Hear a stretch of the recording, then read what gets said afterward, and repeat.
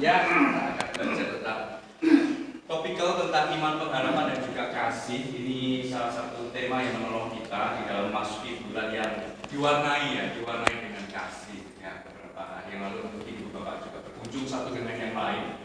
Tapi saya juga mau tekankan juga di dalam bagian ini bahwa ya kita di dalam bulan yang kasih ini landasannya adalah tentang kasih di dalam pengajaran kekristenan atau di dalam ya Kristus sendiri yang terlebih dahulu mengasihi setiap kita ya. Ibu Bapak mungkin familiar dengan tema ini, jadi kita buka di dalam 1 Korintus pasal yang ke-13.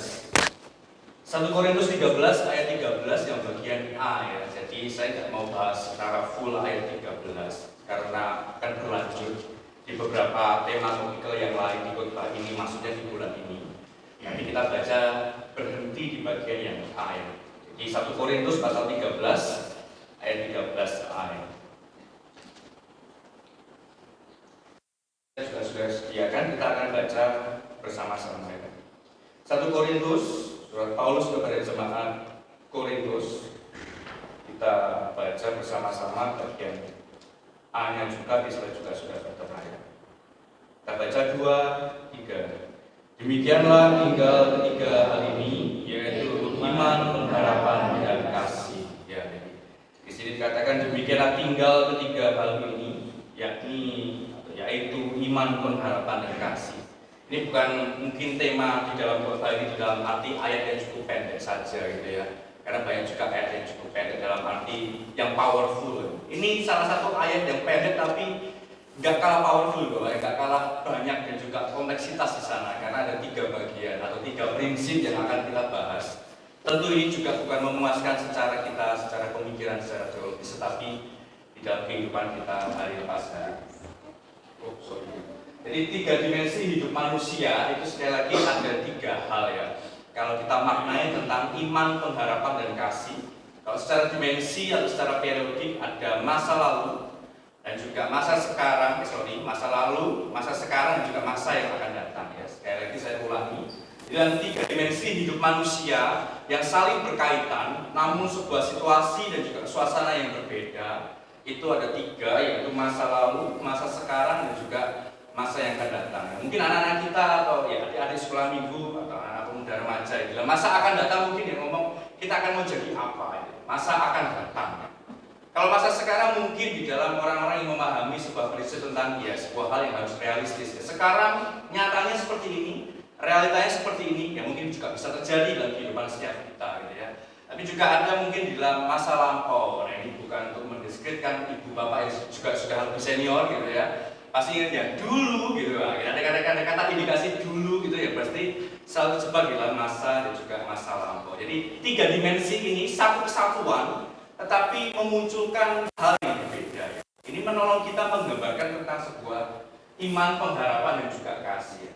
Bapak Ibu, iman dan juga pengharapan dan kasih itu juga bisa digambarkan bahwa iman itu adalah jalan masuk kita menjalani kehidupan. Ya, seperti halnya Bapak datang ke gereja masuk melalui gerbang, ya itu adalah gambaran kita tentang iman. Dan juga pengharapan itu ketika Ibu Bapak mau pergi ke sini atau di dalam gedung masuk ya pengharapan. Dalam perjalanan itu akan ada munculnya harapan. Ada juga di dalam tengah kesulitan kita mungkin dalam pengharapan itu akan redup lagi, akan nyala lagi, itu pengharapan. Dan juga di dalam kasih, nah kasih itu yang mengikat ya. Dalam Petunjuk Hidup Baru juga dibacakan tadi dalam Liturgus yang baik ya. Bagaimana kita ya, kasih itu mengikat ya dalam satu kesatuan. Nah, ini pemahaman yang menolong kita untuk mengantar dalam iman, pengharapan, dan kasih. Bapak Ibu 1 Korintus ya, mungkin beberapa kali kita juga sempat bahas baik dalam PA, ya PA mungkin sempat juga disinggung juga. Jika beberapa hari yang lalu kita juga baca beberapa 1 Korintus itu ada gejolak yang cukup problematik di sini ya. Problemnya adalah banyak muncul Bapak ya golongan-golongan, dan golongan-golongan ini bukan hanya dipimpin dalam arti dengan orangnya, tapi gagasan-gagasan yang baru. Salah satunya adalah karunia-karunia dimiliki oleh jemaat itu lebih mempunyai posisi yang teratas atau yang paling penting daripada karunia yang lain. Jadi di sini ada masalah dan juga problem yang cukup gede di sini ya, cukup besar di sini di dalam jemaat Korintus ya. Jadi kalau Ibu Bapak lihat di dalam Paulus kepada jemaat Korintus, bukan hanya di Korintus, di Roma dan juga Galatia, Mereka juga salah satu surat yang cukup problem juga, dalam arti ya banyak kompleksitas di dalam bagian penulisan surat. Korintus juga akan demikian. Tapi saya mau menjelaskan Ibu Bapak dalam bagian ini tentang ya sebuah konklusi atau sebuah klimaks di dalam ayat 13, 1 Korintus 13 ayat 13 ini. Konklusinya adalah kalau sebagai konklusi bahwa ayat 13 ini sebuah ya merangkum kali bahasanya. Merangkum atau memberikan sebuah kesimpulan bahwa karunia-karunia di atas di ayat 1 sampai 12 itu ya. Itu sebenarnya ya gambaran di ayat yang ke-13. Dengan karunia-karunia yang banyak itu yang dimiliki oleh jemaat Korintus, kalau kita gambarkan sekarang Bapak dalam bagian kita saat ini gitu ya. Yang tinggal itu cuma 3 ya, iman, pengharapan, dan kasih. Itu konklusinya gitu ya. Dan juga di dalam klimaksnya di ayat 13 ya, mungkin kita akan bahas beberapa topik yang lain di dalam bulan selanjutnya, dalam minggu selanjutnya. Bahwa kasih itu adalah hal yang paling penting ya. Jadi kalau kita gambarkan ayat 13 ini ada 2 pendekatan yang kita pakai untuk kita belajar. Bukan tentang iman, pengharapan, kasih yang secara parsial, yang secara ngomongin tentang iman, tentang pengharapan juga kasih, tapi tentang kesatuan kita belajar yang baik tentang belajar Alkitab, bahwa ada sebuah konklusi dan juga ada sebuah hal yang klimaks ketika kita memaknai kebenaran firman Tuhan. Bapak Ibu, hubungan antara iman dan juga pengharapan dan kasih itu sangat kompleks. Arti dari sebuah kata harus ditentukan oleh konteks pemunculan kata tersebut. Ya. Seperti tadi, saya mau menjelaskan dan juga menyinggung tentang jemaat Korintus. Ibu Bapak juga bisa dapati iman di dalam kitab Ibrani mungkin ya. Di sana dijelaskan bahkan lebih detail dari Ibrani 13. Iman adalah gitu ya. Ibu Bapak juga ngomong tentang Bapak orang beriman, Bapak Abraham gitu ya, di dalam awal-awal kisah gitu ya. Jadi kita mau gambarkan, kita mau teliti iman, pengharapan, dan kasih itu secara konteks di dalam surat yang kita sudah baca dalam jemaat Korintus ya. Hal ini sekali lagi Bapak yang menolong kita untuk mengerti, memahami Alkitab dengan baik. Memahami Alkitab dengan baik. Mengenai tentang juga teks yang ada. Yang pertama, Bapak mungkin secara bagian ini saya mau gambarkan dan juga jelaskan untuk setiap kita tentang keterkaitan. Iman, pengharapan, dan kasih itu tidak berdiri sendiri. Ya, jadi tidak. Oh, ini kehidupanku di momen ini satu minggu ini tentang iman, gitu ya, atau tentang pengharapan, atau tentang kasih. Tapi ini satu. Gitu. Ya, tentu ini sebenarnya gambaran juga tentang ya, ketertunggalan, tentang trinitas, tentang saling keterkaitan. Bapak Ibu, kalau Ibu Bapak lihat di dalam teks Alkitab jauh lebih dalam, sebenarnya segala sesuatu itu terkait. Ya. Kehidupan Kristen itu bukan kehidupan yang maaf, secara parsial gitu ya. Secara berkat-berkat penderitaan gitu ya. Ujian penyembahan itu enggak. Tapi itu ya keterkaitan. Demikian juga iman, pengharapan, dan juga kasih. Iman, pengharapan, dan kasih itu saling terkait, saling mengunci gitu ya. Satu dengan yang lain. Iman, pengharapan, dan kasih, bahwa kehidupan seorang Kristen itu harus mengerti, memahami tentang makna yaitu keterkaitan. Seperti halnya yang tadi saya gambarkan ilustrasi di awal. Masa lampau mungkin kita nggak mengenal Tuhan. Masa sekarang puji Tuhan kita bisa mengenal Tuhan, tapi kita tidak tahu masa yang akan datang. Ya tentu itu janji Tuhan di dalam kehidupan kita. Tapi mungkin yang perlu kita juga gambarkan bahwa itu sangat terkait dalam kehidupan setiap kita. Jadi iman adalah titik awal dan dasar dari keberadaan kita sekarang. Dan pengharapan itu adalah sesuatu yang masih ada di depan, tetapi pasti kita akan dapatkan ya. Berbeda dengan pengharapan di dunia, mungkin bisa dikasih pengharapan yang palsu gitu ya. Jadi kasih pengharapan tapi nggak akan ada wujudnya. Tapi puji Tuhan ya. Kita adalah orang Kristen ya. Kita adalah anak-anak Tuhan. Pengharapan itu mungkin kita nggak akan terima sekarang, tapi pengharapan itu pasti. Salah satunya adalah kehidupan yang dekat. Yang terakhir adalah kasih selalu ada di tiap titik. Jadi iman itu menggambarkan di awal, pengharapan dalam berjalannya, dan juga kasih itu yang mewarnai bahasanya ya, mewarnai di dalam gambaran kehidupan seorang Kristen. Baik, ada salah satu gambaran yang baik ya, tentang sebuah liturgi tentang ya 7 hari setelah Trinity. Ini salah satu liturgi yang baik, mungkin kita juga akan dapatkan nanti bisa habis Paskah gitu ya. Habis Paskah ya, habis kenaikan juga gitu ya. Jadi liturgi ini menolong bahwa pada saat itu orang-orang itu mengucapkan atau menyatakan doa-doa. bahwa karya Tuhan yang satu untuk umatnya. Ya. Mungkin kita di dalam perjalanan kehidupan kita ya secara umat beragama, ya mengapa Tuhan tiga? Ya mungkin kalau kita bahasakan ya demikian. Ya. Tapi kalau kita pahami bahwa keterkaitan ketritunggalan itu Bapak ya, di dalam iman, pengharapan dan kasih itu mengajarkan bahwa ya satu kesatuan hidup kita dengan Tuhan. Ini bukan berarti kita seenaknya datang kepada Tuhan, tidak. Tapi sebenarnya Allah itu yang dekat dengan kita. Allah itu dekat dengan kita. Yaitu dalam mewarnai kesulitan kehidupan kita, kadang kita kabur, kita tidak jelas waktu dekat dengan kita. Bapak Ibu, Trinitas keterkaitan, karya Trinitas nyata di dalam pemeliharaan dan berkatnya, kasih karunia Tuhan Yesus Kristus dan juga persekutuan Allah daripada Roh Kudus. Kalau kita berbicara di tunggal itu Bapak ya, ngapain kita belajar di tunggal itu mungkin sulit untuk kita mengerti gitu ya. Apa yang kita belajar? Justru Bapak dengan alat Tritunggal ya, dengan iman, pengharapan dan kasih, kita malah ditolong Bapak ya. Penyertaan Tuhan itu lengkap. Sekali lagi saya ulangi buat setiap kita ya. Di dalam keterkaitan, di dalam ketritunggalan itu bukan memuaskan secara kognitif kita, tidak. Tapi kita ditolong bahwa penyertaan Tuhan itu benar-benar lengkap. Di dalam penciptaan, di dalam karya keselamatan, dan juga Allah Roh Kudus yang menyertai kita sampai pada kekekalan. Itu penyertaan Tuhan yang sempurna. Sekali lagi Bapak, saya mendorong untuk setiap kita ya di dalam ya, belajar kembali lagi ya, untuk mengenal Tuhan dengan baik dengan ajaran yang baik. Dan sekali lagi menguatkan kehidupan setiap kita.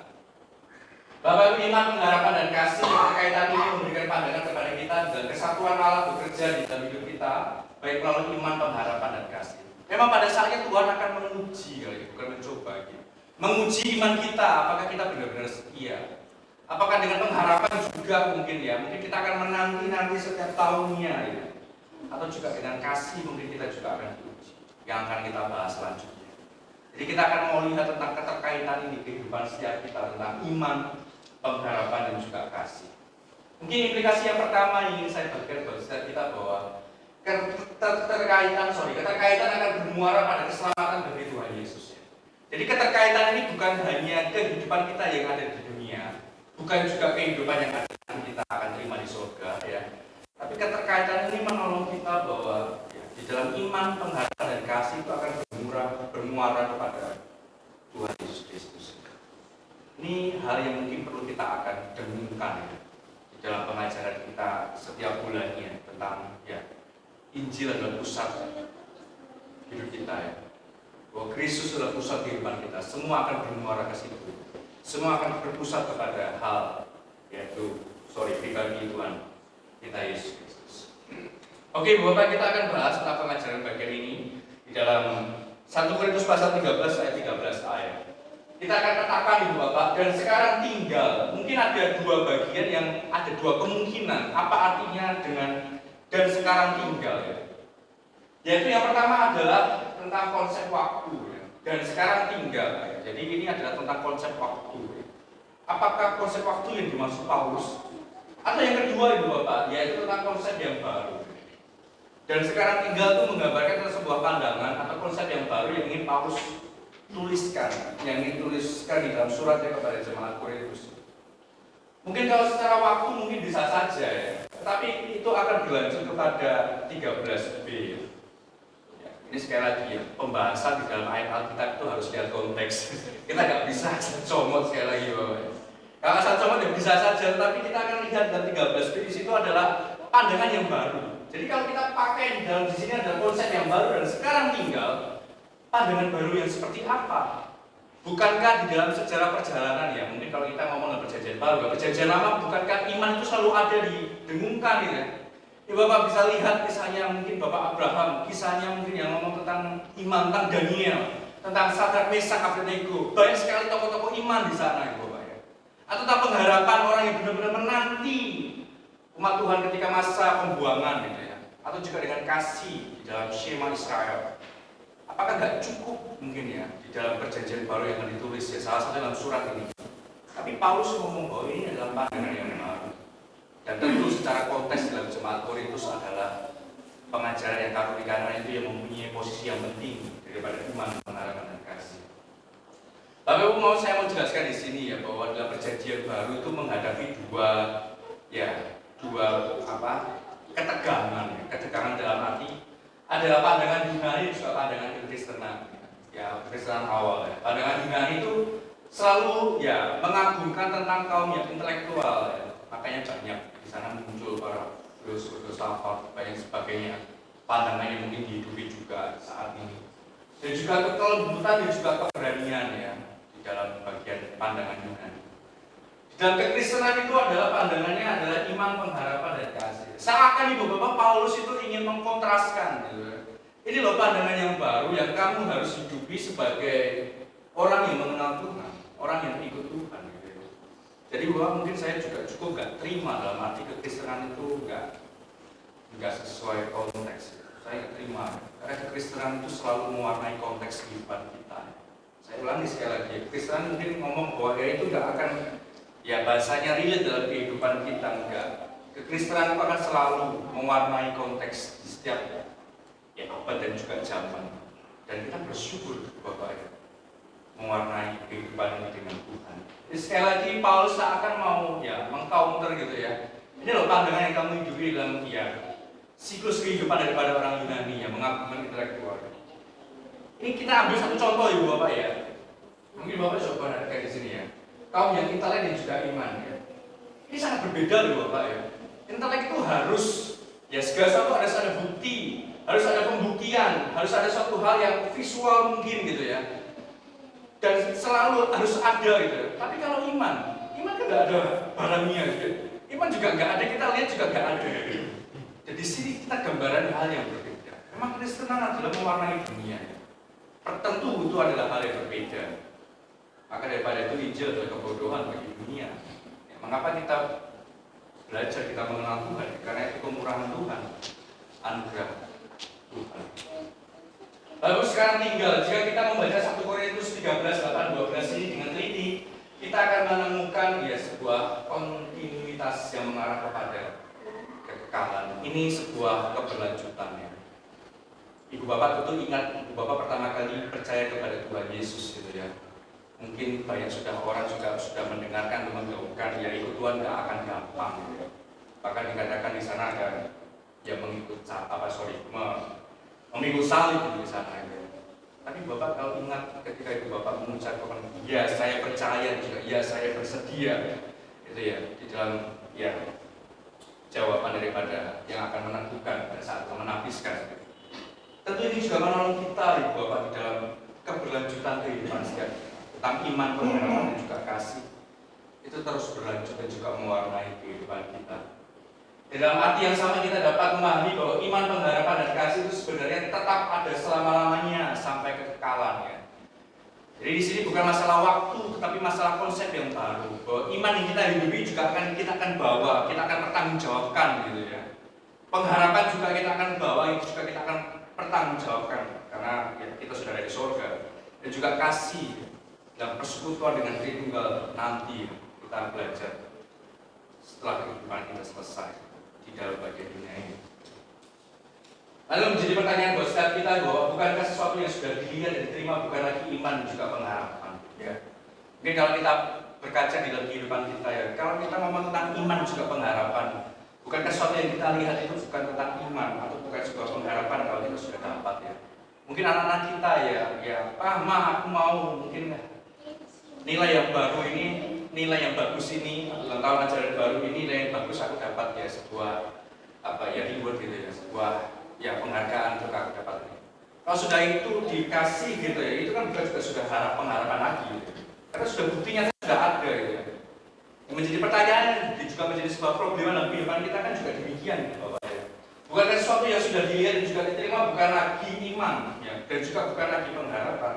Bagaimana kita menjawab ini? Bapak Ibu, dunia itu selalu berubah. Perubahan di dalam dunia, ketegangan. Dalam dunia ini iman dan pengharapan dan kasih kita selalu berada di dalam tantangan juga ketegangan. Ya kita mungkin bisa kita mengagungkan Tuhan satu zaman lebih gitu ya. Kalau kita mendengar firman Tuhan dengan baik. Tetapi di dalam ketika kita terjun ke dunia pekerjaan itu Bapak, kehidupan realita kita masing-masing ya, penuh dengan ketegangan, penuh dengan perubahan, penuh dengan hal-hal yang mungkin kita tahu-tahu sudah berlewat saja gitu ya. Ya ini yang Bapak ya, berkaryanya Tuhan melalui iman, pengharapan dan kasih gitu. Istilahnya ini hal yang baik ya, kita ditolong Bapak ya, di dalam menjalani kehidupan ini. Kita hidup dalam budaya yang terus berubah. Salah satu yang tidak berubah adalah kebiasaan kita terus mengikuti perubahan. Ya, mungkin kita bisa katakan sedikit di bagian ini kan, ya pergeseran makna dari hari ke hari, pergeseran di dalam cara bekerja berubah hari demi hari. Tapi yang tidak berubah adalah dalam kekristenan iman, dalam kekristenan adalah pengharapan, dan juga dalam kekristenan adalah kasih yang tidak pernah berubah dalam kehidupan kita. Dunia selalu akan berubah, akan selalu mengikuti di dalam hal itu. Oleh sebab itu Bapak mungkin menjadi juga pergulatan tadi yang kita doakan tadi Bapak ya, tentang asosiasi ya, penulisan karya-karya paper yang baik atau tulisan-tulisan yang baik. Itu salah satu temanya tentang ya ortodoksi di tengah kontekstualisasi. Apa yang kita memahami pengajaran-pengajaran yang penting tetapi tidak sesuai dengan konteks gitu. Dan di situ undangan di bulan 6 pada saat nanti gitu ya, itu menulis ya, orang-orang yang luar pakai hebat yang luar biasa itu menulis. Terus sebenarnya pengajaran di zaman itu Bapak ya, bilang kemurnian daripada Injil atau berita keselamatan atau pengajaran yang baik itu akan sangat relevan gitu Bapak ya, di dalam dunia sekarang. Ya mungkin Bapak sekarang mungkin bisa enggak akan relevan di dalam kehidupan kita. Nyatanya kehidupan kami juga demikian. Tapi tidak ya Bapak. Iman, pengharapan dan kasih sekali lagi tidak akan pernah berubah sekalipun dunia berubah. Jadi Bapak, iman, pengharapan dan kasih ini bukan berbicara tentang berkat, bukan berbicara tentang suatu hal yang kelihatan saja, tetapi berbicara tentang sebuah hal yang bersifat kekal ya. Ini bukan sebuah pengandaian, karena kita mau belajar dalam bagian ini bukan suatu hal pengandaian ya. Tapi ini nilainya adalah hal yang kekal. Dunia tidak bisa memberikan ini sekali lagi Bapak ya. Harapan apapun tidak akan bisa menggantikan harapan yang Tuhan berikan dalam kehidupan kita.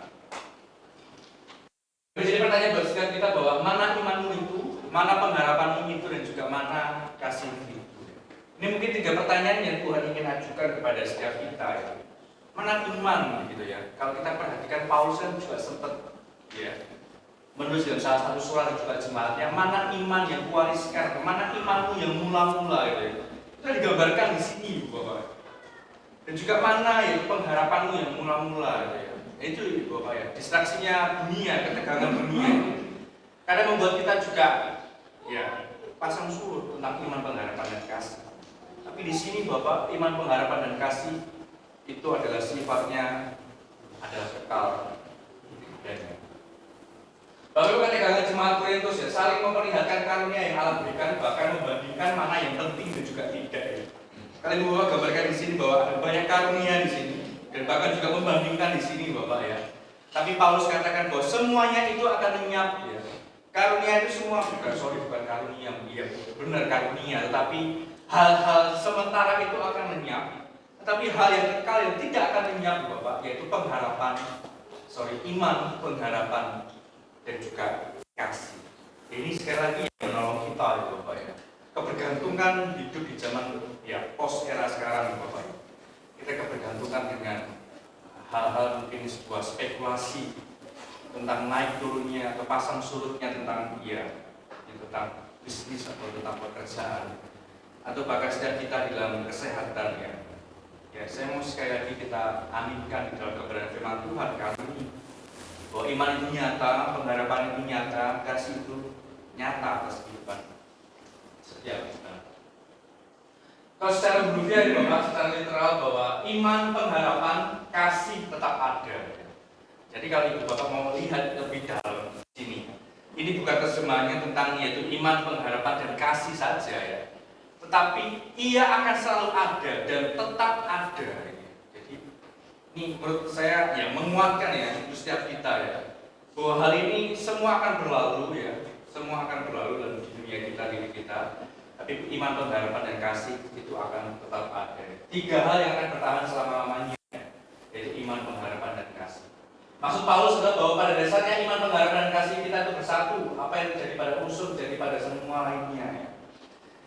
Jadi 3 pengajaran, 3 prinsip yang penting tentang iman, pengharapan, dan kasih ini akan selalu ada dan mewarnai kehidupan setiap kita ya Bapak ya.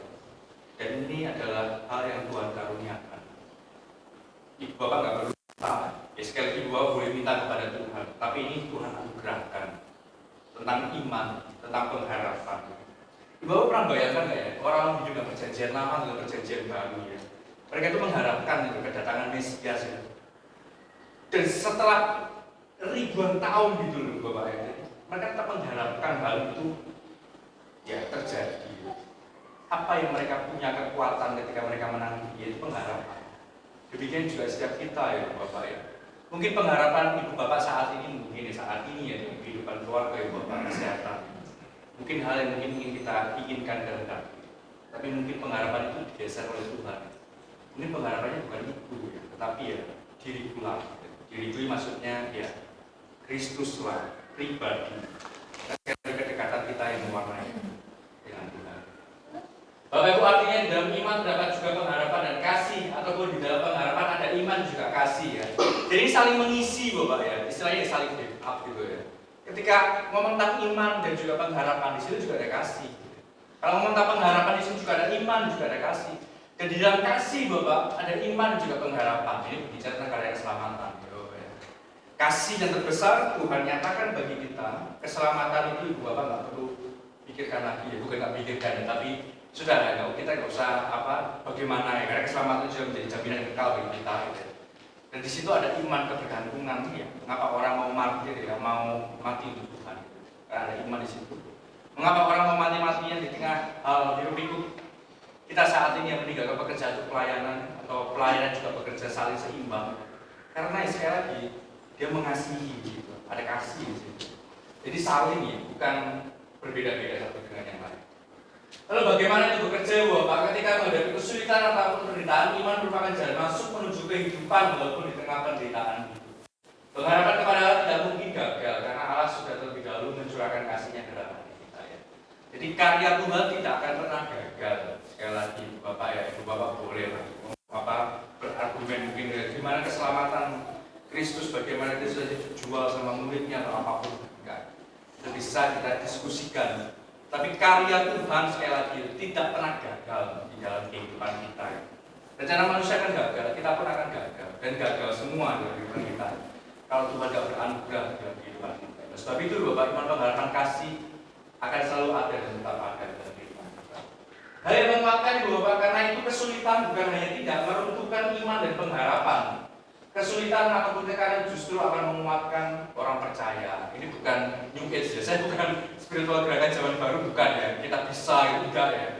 Tapi bagaimana iman, pengharapan, dan kasih itu bekerja dalam hidup kita. Di tengah kesulitan yang kita hadapi, itu justru akan menguatkan kita. Ya, ini sekali lagi ini menolong kita. Bukan karena kuat gagah kita, tapi karena ya, Tuhan yang hebat atas kehidupan saya kita. Terakhir Bapak, implikasinya adalah dalam kehidupan Kristen, iman, pengharapan, dan kasih adalah 3 prinsip yang penting yang perlu kita hidupi, karena dengan ini kita akan penting. Ya, dengan kita diwarnai dengan iman, hidup kita diwarnai dengan pengharapan, hidup kita diwarnai dengan kasih, yang berkelanjutan sebagaimana tema khotbah kita dan juga pendalaman Alkitab atau ibadah rumah tangga tentang kasih, kita akan diwarnai dan terus ada. Kita akan bertumbuh melalui 3 bagian ini. Iman, pengharapan, dan kasih adalah buah kehadiran Allah di dalam hidup umat. Ini yang poin yang terakhir ya. Bahwa iman, pengharapan, dan kasih itu adalah buah kehadiran Allah. Banyak orang mempertanyakan tentang kehadiran Tuhan di tengah kesulitan ya. Yang sering terjadi dalam kehidupan kita. Kita menanyakan Tuhan di mana gitu ya. Apakah Tuhan mengasihi? Harusnya Tuhan yang memberikan solusi. Kalau Tuhan itu adil, Tuhan ada untuk setiap kita ya Bapak ya. Sebenarnya Tuhan itu memberikan jalan keluar. Tuhan kalau ada dalam kehidupan saya, dalam kehidupan ibu bapak ya, Tuhan akan membuatkan segala sesuatu itu ya settle by fire saja, nggak usah ada hirup pikuk ya. Keberadaan Tuhan akan selalu ditanyakan dalam kehidupan setiap kita dan kita akan selalu bertanya. Tapi sekali lagi Bapak, iman, pengharapan, dan kasih itu adalah buah kehadiran Tuhan. Demikian tinggal ketiga hal ini, yaitu iman, pengharapan, dan kasih. Tuhan Allah ada di mana? Sebuah pertanyaan di masa sulit. Dalam iman, pengharapan,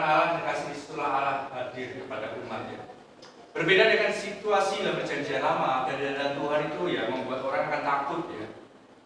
Karena di situ ada kekudusan, di situ ada kebesaran Tuhan, di situ banyak hal yang terjadi. Perjanjian baru, Tuhan aja hadir tapi ditolak gitu. Ini juga problematik juga ya. Tapi sekarang buah kehadiran Tuhan dalam kehidupan kita adalah iman, pengharapan dan juga kasih. Ya, sekali lagi Bapak ya, kita mungkin sering mempertanyakan Tuhan ada di mana di sebuah situasi yang tidak baik ini. Mungkin kita akan dikuatkan dalam kebenaran firman Tuhan kali ini. Dalam iman yang Tuhan anugerahkan, pengharapan yang Tuhan anugerahkan, juga kasih itu Bapak ya. Itu mewarnai kehidupan kita yang juga menguatkan kehidupan kita ya. Demikian tinggal iman, pengharapan dan kasih, bukan karunia-karunia ya sekali lagi Bapak ya. Boleh dunia sangat mengagungkan tentang karunia satu dengan karunia yang lain gitu ya. Popularitas atau apapun itu gitu Bapak ya. Mungkin bisa. Tapi itu tidak menggantikan iman, pengharapan dan juga kasih.